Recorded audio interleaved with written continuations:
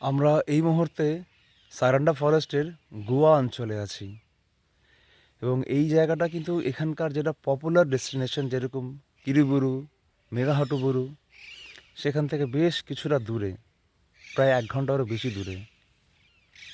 এখানকার এই পাখির ডাক, নির্জন জায়গা, আপনারা যারা এরকম পরিবেশে থাকতে ভালোবাসেন আপনাদের অবশ্যই এখানে আসা উচিত।